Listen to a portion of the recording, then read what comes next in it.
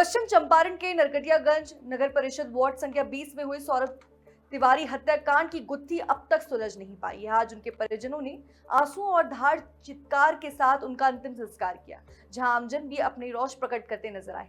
4 नामजद आरोपियों में से 2 की गिरफ्तारी हो चुकी है, लेकिन मामला अभी भी उलझा हुआ है। चुनावी माहौल के बीच सौरभ तिवारी के परिवार को विभिन्न राजनीतिक दलों के नेता मिलने आ रहे हैं, पर ज्यादातर आश्वासन देने के बाद चले जाते हैं। भाजपा की नरकटियागंज विधायक भी पीड़ित परिवार से मिलने आई, लेकिन उनका थाना अपराधिता साबित हुई। केंद्रीय कोयला और खनन राज्य मंत्री सतीश चंद्र दुबे ने परिवार से मुलाकात कर न्याय दिलाने का भरोसा दिलाया। वहीं सौरभ की पत्नी वैष्णवी प्रिया ने भी न्याय की मांग दोहराई।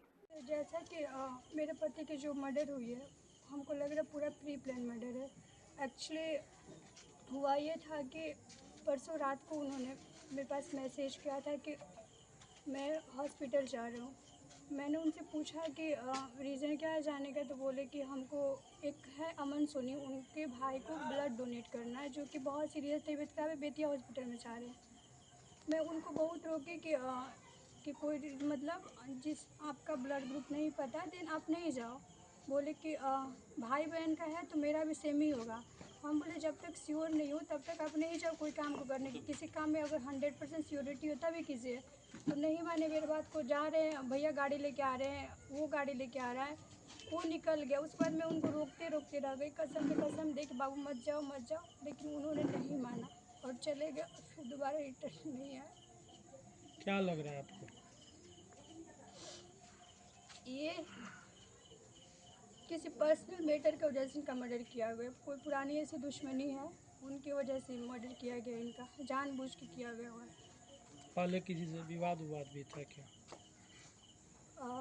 विवाद 2 साल पहले हुआ था विवाद, और 2 साल पहले हुआ तो विवाद जहाँ पे वो काम करते थे तो झगड़ा लड़ाई हुआ था बस। और हमको नहीं पता उस रीज़न से लेके किया है मर्डर या फिर कोई और रीज़न था, लेकिन मर्डर कोई ना कोई पर्सनल रीज़न से ही हुआ है। आपका अफेयर कितने सालों से चल रहा था उनसे? 4-5 साल हो गया। 5 साल। उस समय किसी लड़का उड़का से झगड़ा वगड़ा? नहीं, मेरे सिचुएशन में उनका किसी लड़का से कभी झगड़ा नहीं हुआ। चैट किससे हुई थी? व्हाट्सएप चैट उनका किससे हुआ था? उनकी बहन के व्हाट्सएप से उन्होंने मेरे को मैसेज किया था कि बाबू मैं यहाँ जा रहा हूँ, और उनका फ़ोन ख़राब था तो कुछ दिन से उन्हीं से बात कर रहे थे, उन्हीं के व्हाट्सएप से।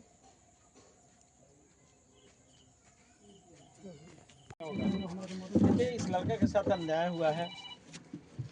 उस माँ का बेटा मरा हुआ है, उस लड़की का पति मरा हुआ है, जो 6 महीना पहले के 1 साल पहले शादी किया है। जो भी इनके साथ घटना का अंजाम दिया है उसका डिटेल ये लोग बता भी रहा है, और पुलिस शायद उसी दिशा में काम भी कर रही है। तो ये नीतीश जी की सरकार है, कानून का राज है।